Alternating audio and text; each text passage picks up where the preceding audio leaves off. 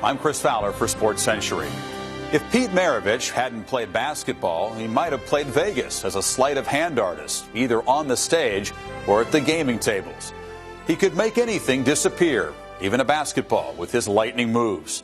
Beyond his ball handling skills, Pistol Pete shot with deadly accuracy, becoming the most prolific scorer in the history of college basketball. A droopy-eyed virtuoso, Maravich was born to entertain.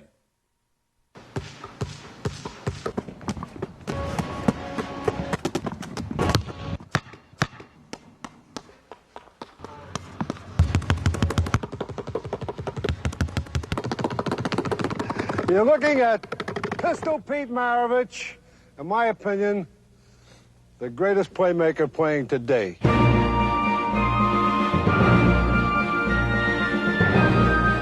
Excitement, enthusiasm, greatness. That was Pete Maravich. He was unstoppable. It was as if you had melted down all 12 Harlem Globetrotters and then filled up this skinny 6'6" white frame with everything they had. Everything just stopped. It was like, wait a second. Did he just do what I think he did? You were never quite sure what he was going to do with the ball in the open court because he had 1,000 moves to either shoot it or pass it. Give him that much room and he'll burn you. He faked with his right hand like he was going to the player on his left, and he just whiffed it, and then he hit it, tipped it with his left hand to the player on his right, who went in for a layup, and the officials called traveling. And Pete went crazy. He went to the official and said, "You can't call that. You've never seen that move before." Nobody handled the ball better than Pistol.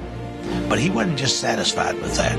He had to put a little show on for the fans. I asked him once if he'd ever played a perfect game. He said, "No, but I'm going to." So some night I'm going to take 40 shots and I'm going to make them all. He was an entertainer at heart, and his ability to pass the ball and dribble the ball and do outlandish things on the court, which sometimes even overruled the game, that was Pete Maravich. Pete Maravich was Showtime before there was Showtime. I think that the only problem with Pete Maravich was the four other guys. He just didn't relate to the rest of the team. He was the ultimate outsider.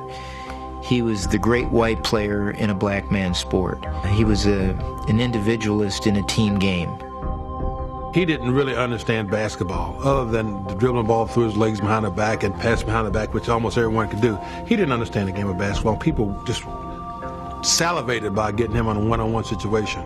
He had 250 players in the league that he was going to compete against that were going to try to knock him down every time he put the ball between his legs or did something that was flamboyant. Pistol was way ahead of the game. Pistol got the reputation of being a hot dog because he was so talented that he was bored with the game. People would point fingers at him. Well, he's too selfish. He takes too many shots. That's why they don't win.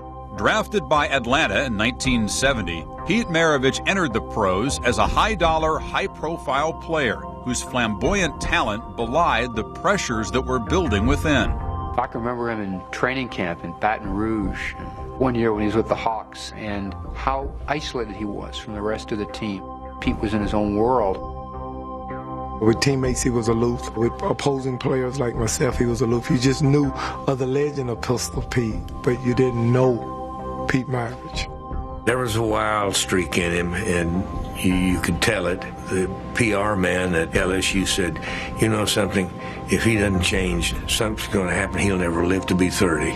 He got wrecked in the cocktail lounge, and he's ranting and raving, and of course he jumps up and cracks his head on the table, splits his head wide open. I remember waking up early in the morning to a phone call and heard the girl that I was with talking, and she said, "That was my husband on the phone." And I said, "Your husband?" And she said, "Yes, I'm separated, and so is the other girl." Well, I immediately hollered upstairs for Pete, finally got him to wake up. I said, "Man, we got to get out of here." So we got our clothes on and we're running, and we're starting to go out the front door, and we see this car pulling up, or I think it was a pickup truck actually, with two guys in it. So we go running, and it was on the second floor already. So we open this window and we're looking down, and it's about a 10-foot, 12-foot drop to the ground. And so we didn't have any choice. Boom, we're out there. A thought about suicide many times in my life. It would have been easy for me. I used to take my Porsche 135 miles an hour across a bridge called the Lake Pontchartrain, just to air myself out and air the car out. It had been so easy just to take that wheel and turn to the right, just about 10 degrees, and it had been history for me. In a lifelong search for stability, Maravich wandered into bizarre realms. He claimed that he believed in visitors from outer space and that on his condo in Atlanta he had gone up on the roof and painted in red paint, "Take me." UFOs, karate, transcendental meditation, vitamins, fasting, being a vegetarian. He was always searching for some kind of peace that he couldn't find in basketball. He tried to change his personality, and he tried to please so many people that he was a different person all the time. And when that happens, you eventually lose your identity. And that's what happened to Pistol at one point. He lost his identity, and because of it, things start falling apart for him. The seeds of Maravich's eventual disconnection were planted in childhood by a father whose only means of self-expression was a game.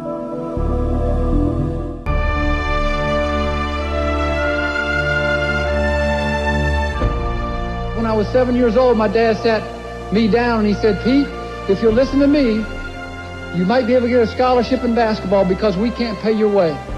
And maybe you not only get a scholarship, but maybe you'll go to the pro level and you'll play on a team that wins a world championship. And you'll make $1 million playing basketball. And they'll give you a big diamond ring and it'll have your name on it and say world champions." And to a 7-year-old, my eyes lit up. And I said, "Dad, that's what I want." He said, "If you let me teach you, you just commit. You dedicate your life to basketball, and that's all you have to do. And you'll live happily the rest of your life." And that's what I did. I became a human basketball. I was a basketball android. Pete Maravich's father, Press, grew up in Pennsylvania steel country. Back in Aliquippa, you really had three things. You had the steel mill, you had the family, and you had sports. Press took up basketball from the day he first knew how to bounce it. Completely obsessed with the game, loved it, played it with all his heart. Press was really known as Mr. Basketball around Aliquippa. If anything, we all looked at him as a basketball hero. After a short professional career in the 1940s, Press moved on to coaching high schools and small colleges. He was very precise in everything he did. He knew what he was doing and he knew what he wanted. And you played for him that way, and you practiced for him that way. Everybody thought Press Maravich as this mock scientist about basketball. I mean, he was so involved in the game, about the fundamental parts of the game and how it should be played.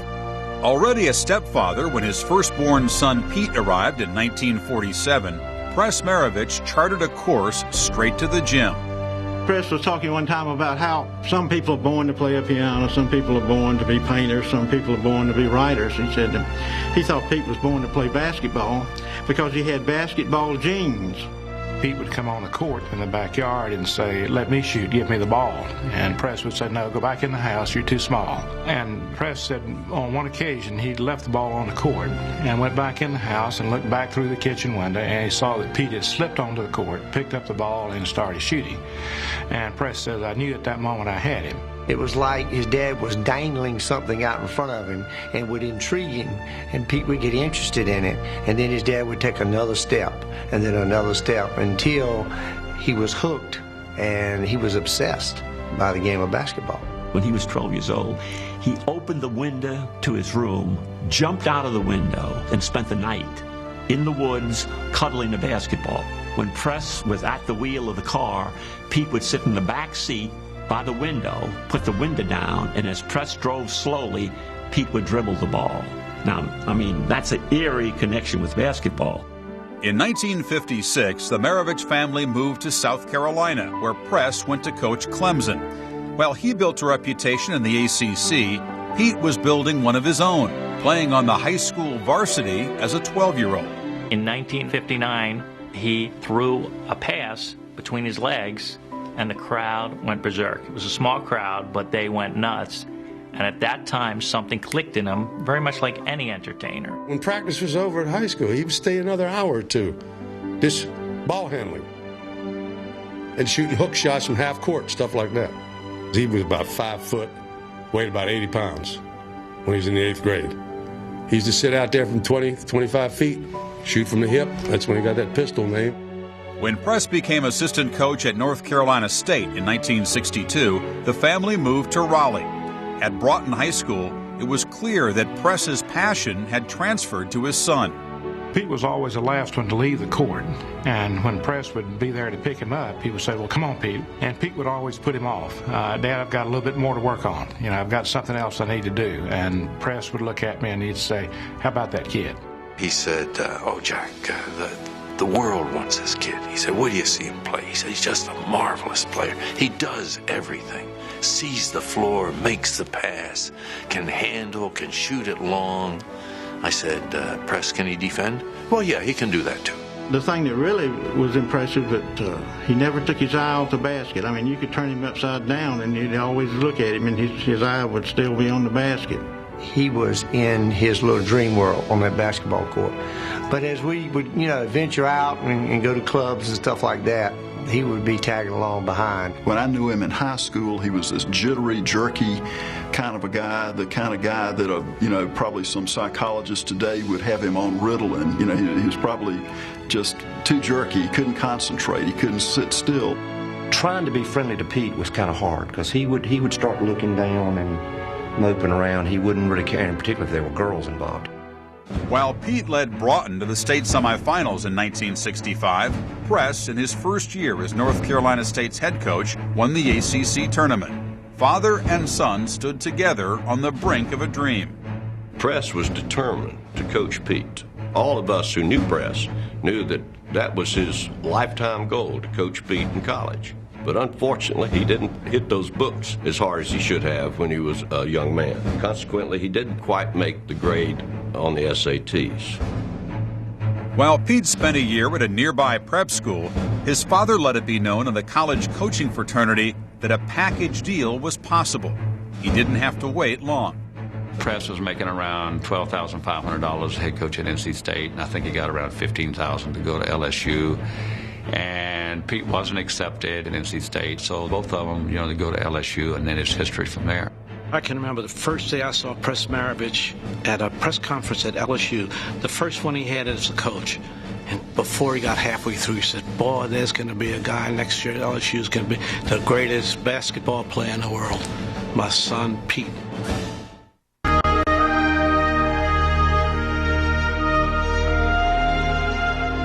I think one of the toughest sells in America was to sell basketball in Louisiana. It wasn't until Pete showed up on campus and started playing that, it was like the word spread like wildfire, that here was a bona fide superstar.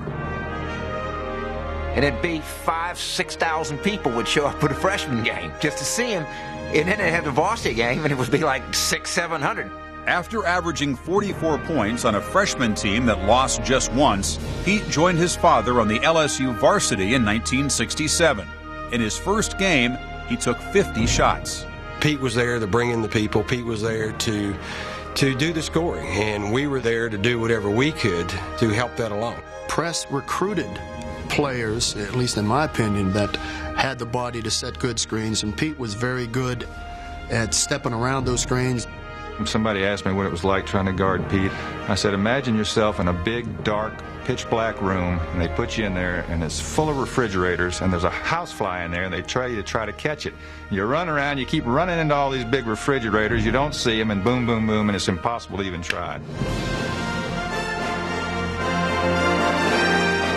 As soon as he touched the ball, people went to the edge of their seat.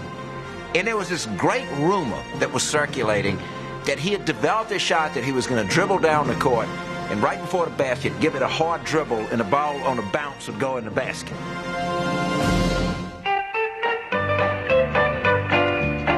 People of Pete Maravich's generation all wanted to play basketball like he did.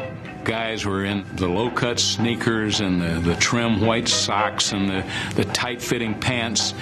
And Pete showed up with his hair flopping all around, and he had these ugly old high sweat socks that just flopped all over the floor. The pistol and his pop, the pistol and his pop, the pistol's done and gone and shot his way up to the top. He's played his way into the heart of almost everyone. And down in Louisiana, the pistol is top gun. Those of us that were close to Press could tell how proud he was of Pete. And behind Pete's back, he would just say glorious things about Pete. He would never tell Pete that he was that great. Part of what Pete was searching for was his father's approval, and I don't think he got it very often. He was so obsessed by the boy and his talent that he would take the films home and would play them over and over and over and over and over again all night. They had strong wills, short fuses, and on the court, at timeouts, they'd chew each other out. Press usually won, but Pete would go out after a timeout and do something so spectacular, the old man would throw up his hands and say, you know, what can I do? I remember one game in particular during a timeout where Press said, we're going to do this, and Pete said, well, why don't we try that? And he basically ended up, you know, smacking him on top of the head and said, Pete, he said, I'm the coach, you're the player, we're going to do it the way I say to do it. While Pete interacted with his father on the basketball court, his mother, Helen, was finding it increasingly difficult to live in the shadow of their mutual obsession. She was agoraphobic, which is she was afraid of crowds and afraid to leave the house. I was in school 4 years with Press as the coach, the 4 years he was at State, all 4 years, and probably saw Helen a half a dozen times. She most of the time didn't even come to games. The sad thing about that was when she was in public, she was just absolutely marvelous. A wonderful lady, but she just, I think, crawled within herself. Well, his mother was an alcoholic. I don't think anybody identified that problem at the time. Nobody talked about that problem at the time, but you could put things together. Press had a hard life because he'd go on the road with the LSU team and come back, and the house is in disarray. She was a lonely woman because her husband and her son were basketball. That was it. They were always involved in basketball. I used to find it in the washing machine. Tie a bottle of scotch down in the washing machine or in the dryer. I think it made him mad. And I think it frustrated my dad, too. Part of it was they were so happy, and I guess it upset them that she was not so. She was just so unhappy. Pete became more consumed with basketball. He withdrew from the family. He avoided Helen. Knowing the problems that his mother had, I was concerned, and other players were concerned as to whether or not Pete would overindulge in his drinking to where it could become a problem. He would wake up in the morning to go to class and go out there and see, how did he get his car in this spot? You could almost sense and feel him hitting the front bumper and then backing up to the back bumper and front bumper and back bumper until he gets in. He drank a lot when he was in college, was the reports we were getting, a couple of wrecks, and of course, you know, his daddy wasn't going to kick him off the team, but he might bat him around a little bit. You know, if you're going to go out and do something really crazy or stay out and make sure Pete's with you, you know, probably wouldn't get kicked off or the severe punishment. However hard Pete played off court, he never let up once the whistle blew, averaging 44 points a game in his sophomore and junior years. But scoring was only part of the Pistols' arsenal. We felt like his ball handling and his assist abilities overshadowed his scoring abilities. And that sounds crazy when a guy averages 40-some points a game. So we made the decision that we were going to play him straight up and guard the heck out of the rest of the people. Coach Rupp didn't think that Pete could beat us all by himself, and so we would play him one-on-one. The 6 games that we played against each other in college, I think Pete averaged over 50 points a game, but we won all 6 games, so Coach Rupp was right. Managing just 3 victories the season before Pete's arrival on the varsity, LSU played a combined 2 games above 500 during his first 2 seasons. As he entered his senior year, Maravich was just under 700 points short of Oscar Robertson's NCAA scoring record. More and more people wanted to be around him, wanted to be a part of him, wanted to talk to him, wanted to get his autograph, just wanted to get as close to him as they could. He really started becoming a loner. He quit going to class. He basically, for all practical purposes, moved out of the dorm, just wanted to be by himself. On the floor, Pete stayed on pace. In the second half against Ole Miss in late January of 1970, the Pistol was a point short of the Big O. There must have been 50 photographers at the game. And every time he would, shoot the ball, all these cameras would go off. And he must have missed 6 or 7 in a row before he finally made the shot that broke the record. And when he did, it was just, it was an unbelievable, huge burden off his back. We were there to create magic, and he was there to create magic, and he created it that night. Leading LSU to a 22-10 record, Maravich broke his own Division I record by averaging 44.5 as a senior. He finished his college career with 3,667 points. Well, what I do every year in my first notes column of the year is I just remind people of what Pete Maravich did, that he averaged 44 points a game for 3 seasons. And I don't think people understand what that number is, and that's a number that will never be approached ever again in college basketball. I think without a doubt, he was the greatest offensive player ever to play the game. If you want to break his record, that was with no three-point shot. All you have to do is score 15 three-pointers every game you play your entire college career, and you'll break Pistol's record. No one's ever going to do it. As the all-time college scoring champion, Maravich would face a new challenge in the NBA without his father on the sidelines. We are most happy to announce that Pete Maravich will play professional basketball for the Atlanta Hawks of the NBA. Outmaneuvering the ABA's Carolina Cougars, the Hawks signed the collegiate sensation for 5 years at nearly $2 million. But it wasn't only money that set Maravich apart. When I first came here and announced the starting lineups the first time, I got about 3 death threats because the people were complaining because I just mentioned black guys. Well, those are guys who were starting. But once Maravich arrived, the color green became the dominant issue. My reaction was, thank God for Pete Maravich. Over the 6 years that I was in the NBA, they told all of us that if you were 6'5" and under, you can't make any money. So at the time, Bill Russell and Wilt Chamberlain was the only 2 guys that were making money. When Pete came in, he changed the whole pay structure. Buoyed by Maravich's deal, Caldwell applied for a serious raise. I tried to explain to Joe that John Barrymore was a better actor than John Wayne. But John Wayne was paid more because he drew more fans. I understand the system say you got to have a so-called white superstar. That stuff should have went out when the civil rights movement ended. I don't believe it would have made any difference, particularly what color he was. Don't take away from Pete's ability by introducing the color. Joe Caldwell jumped. He went to Carolina, where there was a lawsuit and this and that and the other thing, because he wanted more money, couldn't get the money. There was grumblings about it. So there was an unrest that was starting because they wanted some money. Here's a white kid who hasn't played a day as a pro, making more than triple the salary of anyone else on that team. And it caused some dissent. They didn't have $60,000 to pay Lenny Wilkins. They couldn't pay me $50,000. But yet still didn't get Pete $1 million. So is that race or what? Unfortunately, Pete Maravich was, in my opinion, the great white hope here in Atlanta. And I think that hurt him tremendously because his teammates, for the most part, were black and were terrific guys. But when they got Pete Maravich, it was like he was going to do it all by himself. They got along with Pete great, off the court.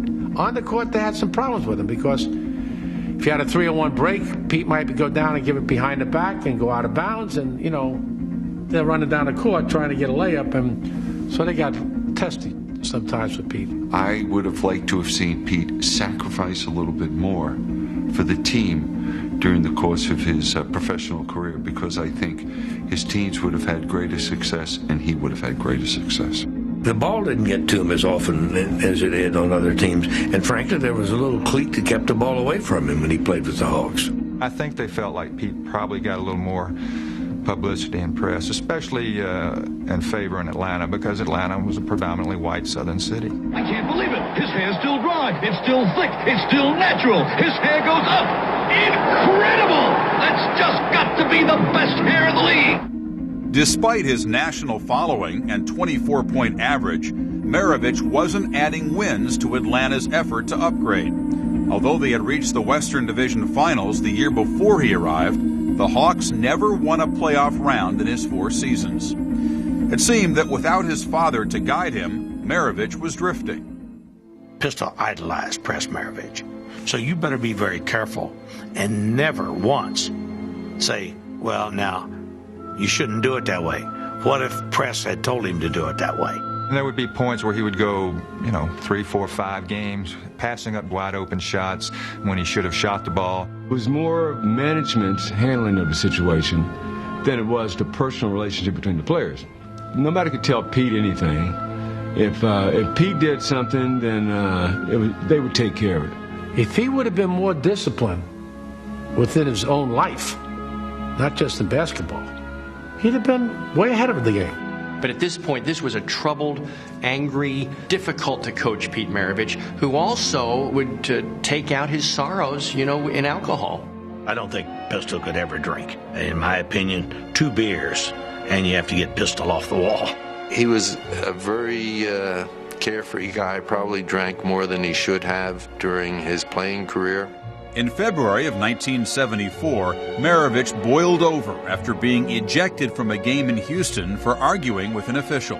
In about the middle of the night, I get a call. I need to go up in the hallway where he's staying, very frustrated about his game, about a lot of things. Next day, everything was fine, except he was a little bit wild on the plane, too. And I had no other choice but to suspend him. Cotton came to me at that point and said, we got to start thinking about making a move here. Well, I started doing that very quietly, and, it was very, very interesting. There was no interest.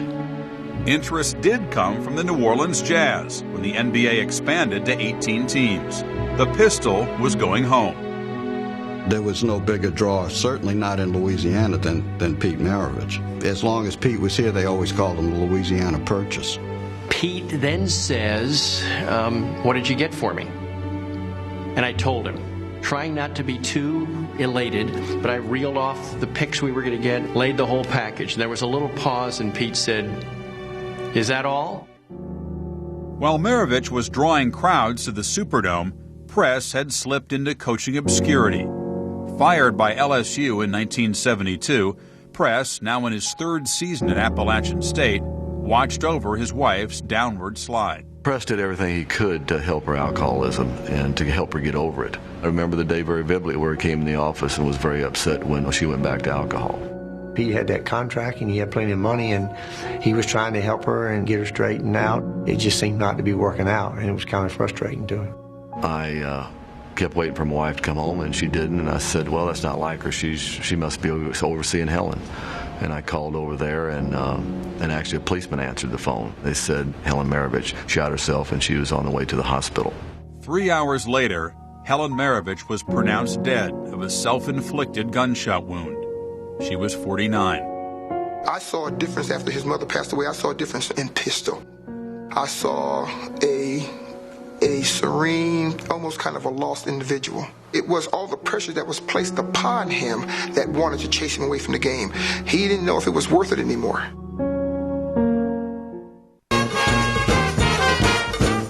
In 1974, New Orleans celebrated the arrival of Pete Maravich as though he were a native son. Once people in this market saw Pete play, they suddenly became fans. It was like Baton Rouge all over again.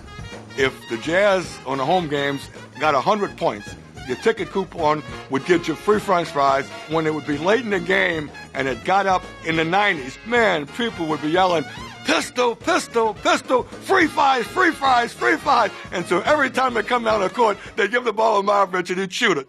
After adjusting to the vastness of the Superdome, Maravich averaged over 21 points and 6 assists in his first season with the Jazz. His game was beginning to mature. I think somehow instinctively he started to figure out that we were pretty good players. We were a better team when he wasn't doing as much. And there were a lot more nights where he would be 8 for 14, score 25 points with some free throws, and we'd win by 10. What he did in the second year that I had him, changed his socks, shaved his beard, put a new number on, threw bounce passes, played defense on guys that if you put him on the right guy, played the game of basketball. It was the first year he made first team All-Pro, and he deserved it. But the Pistol could still deliver Showtime performances. Both guns were blazing on February 25th, 1977. When you can use Walt Frazier and the Knickerbockers like your private tool, that's fabulous stuff. Boy, he's got all kinds of moves. What move doesn't this guy have? He just went off that night. It was the most amazing thing that I'll ever remember seeing as a player. Pistol fire. Oh, come on. 68 for Maravich. Only Wilt Chamberlain and Elgin Baylor had ever scored more in a game.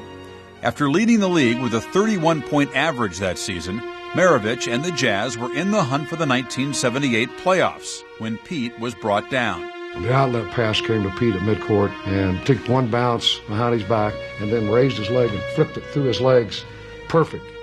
Down at the other end to Aaron James for a layup. And when he did, he came down oddly on the knee, and you could hear the crack like a rifle shot along the first few rows of the stadium. He had to have knee surgery, and it ended his season, and the injury probably was the main reason the Jazz never were able to stay in New Orleans, because I believe had they made the playoffs that year, it might have taken off to a point where the franchise wouldn't have moved and would have stayed in New Orleans. In 1979, hindered by a knee brace, Maravich appeared in just 49 games, averaging 23 points before diminishing crowds. When the Jazz moved to Utah after the season, Maravich had worn out his welcome. I don't think anyone disliked him, but they could see that his game just wasn't, what it used to be as a player. And he ended up sitting on the bench, not getting as much time. When you're a legend, it kind of eats at you, and I think it ate at Pete quite a bit. I think he was disillusioned after he got his knee hurt. His own alcoholism was at work. Alcoholism is a disease, and Pete had access to his drug of choice, and he had free time. There was an unfortunate situation after the game in Seattle where he had over-imbibed and went to the wrong room and started knocking on the door, kicking in the door, and it was the wrong person. It wasn't his room. Then it was decided it was best for Pete to move on, and he got together with the ownership and management of the team and worked out a settlement with his contract. He was waived and picked up by the Boston Celtics. Joining the Celtics in January of 1980, Maravich came off the bench to help them post the best record in the NBA. He totally impressed me coming in because I thought he was mainly an offensive player. But he worked hard on the defensive end, and that totally blew me away. If we didn't win those last couple games, we would not be in first place in the division. And Pistons just took over the game and shot us into the best record. After the Celtics lost to the 76ers in the Eastern Conference Finals, Maravich took a hard look at what was left of his NBA future. At the very, very end of his career, Maravich, began to pass and to relate to other members of the team. But by that time, his skills had eroded too far. It wasn't Pete Maravich anymore. NBA people far more knowledgeable than I say that if Pete Maravich had gone to the Boston Celtics out of college, that the Celtics and Red Auerbach and the rest of that group would have made him into a team player, and he might have been the greatest player of all time. He goes back to Boston, and he realizes that he's not going to start. He's not going to be perhaps even the number 2 shooting guard on that team. So he's going to be on the bench, and he admitted it. His ego was crushed. On September 20th, 1980, Pete Maravich, at 33, announced his retirement in Boston and returned to his home outside New Orleans. According to Pete, these were the darkest 2 years of his life. He basically holed up in the house. He was incredibly depressed, and he spoke about it as if he was a drug addict going through withdrawals. And the withdrawal was the attention and the love that he had for basketball. It didn't play out. He didn't become a grand old man of basketball as a player because I think he just couldn't sustain it. He needed to go off and find some other personality. But Pete Maravich was about to be released from his demons. How he gained his freedom would surprise all who knew him. In 1982, the depressed son of a basketball father found someone else to believe in. Pete Maravich believes that God spoke to him audibly. And he said that from that day on for the rest of his life. And I was getting ready to go off my bed, and God spoke to me He spoke to me audibly, and he said, be strong and lift thine own heart. It reverberated through my room. I'll never forget it as long as I live, just like I'm speaking in this microphone. He was not in my spirit. He was outside. He had not come in yet. God spoke to us personally. And a lot of people can't understand that. I don't understand it. But he spoke to us audibly. I'm saying, come on, Pete. He says, oh, I promise you, Bob. I was woken by a sound. It was the Lord speaking to me. And at that time, he dedicated his life to the Lord. He found that, and he was more devoted to that than anything I've ever seen, basketball included. Once he became a Christian, he would read his Bible hours at a time, every day. He would go up and talk with anybody then, where before he thought everybody was coming to talk to him all the time. And he was always trying to convert somebody to Christianity. Pete also helped his father find religion.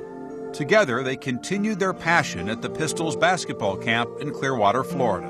He was ready to go at 6 o'clock in the morning, and he shut it down at 12 or 1 o'clock in the morning. So he was working 18 and 19-hour days, had a hand in every part of the camp. He had a big salad bar, lots of watermelon, no soft drink, no ice cream, no sugar. That was the good diet for Pete. And we did that while he was at our camp those 5 years. Then, in 1986, Pete learned that his father was diagnosed with cancer. He was going to do everything humanly possible to try to cure Press. He did not leave Press's side. He was with his dad probably the last 6 months of his life, literally day and night. He had some comfort about the fact that he was the one that had been used to bring Press to a place of peace in Press's life.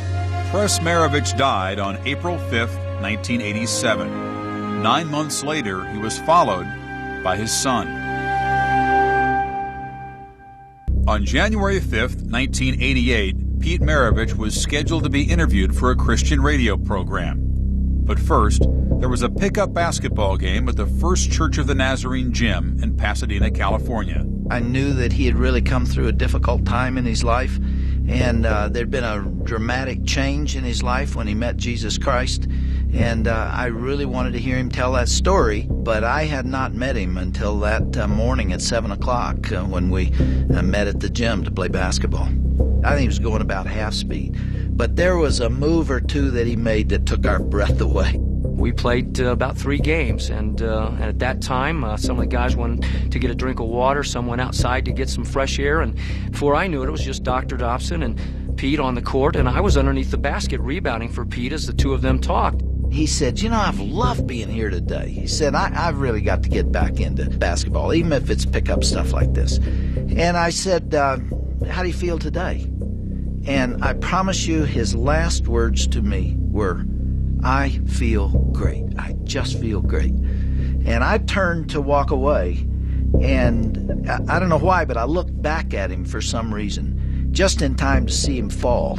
And he fell hard. He didn't break his fall. I mean, his face hit the boards. I walked over very carefully along with Dr. Dobson, thinking that Pete was going to jump in our faces, but as soon as we got close, we could see his eyes rolling back and the color in his face starting to change. And then I saw that he was in a seizure, and I got down over him, and I held his tongue and kept his air passage open for about 20 seconds. And then he just writhed once like that. His body moved once, and it was gone. The man died in my arms. And I'll never forget that very morning that as that ambulance went over to St. Luke's Hospital in Pasadena, California, the siren wasn't going, there was no red lights, no sound, and it wasn't going very fast. And as tears poured down my face, I kept saying, no, no, but down deep I knew. And it wasn't more than 20 minutes before the doctor came out and said, I'm sorry, guys. Pistol Pete Maravich, the all-time scoring champ of college basketball who spent 10 years in the pros, died as he lived, playing basketball. He was only 40 years old. It wiped me out. I was out of it for about 6 months, I think, in another dimension. Because really, that's all I had was Pete. It just doesn't make sense that a guy could go through the rigors of an NBA game, let alone an NBA season, and not manifest any kind of symptoms at all, and then all of a sudden in a pickup game have it explode. At autopsy, he had only one coronary artery. Now, generally, you have two coronary arteries.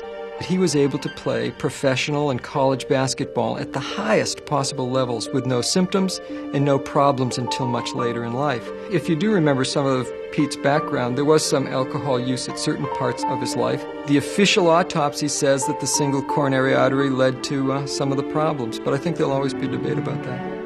Maravich left behind his wife Jackie and their two sons, Joshua and Jason, who represented their father at the NBA's 50th anniversary ceremony in 1997, honoring the league's 50 greatest players.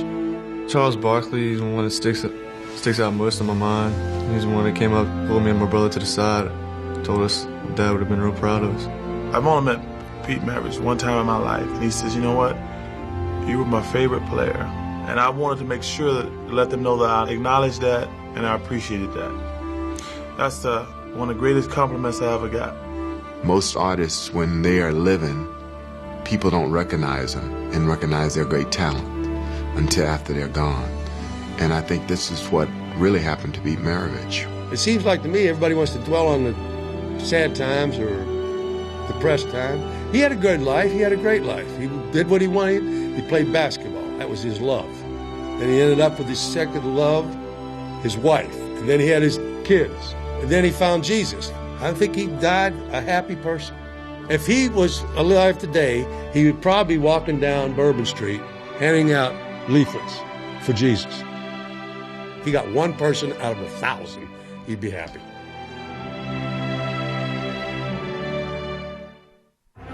Hauntingly, Pete Maravich foretold his own end. In 1974, he said to a reporter, "I don't want to play 10 years and then die of a heart attack when I'm 40. Yet that's exactly what happened. He might not have had the world on a string, but he sure had a basketball there. For SportsCentury, I'm Chris Fowler.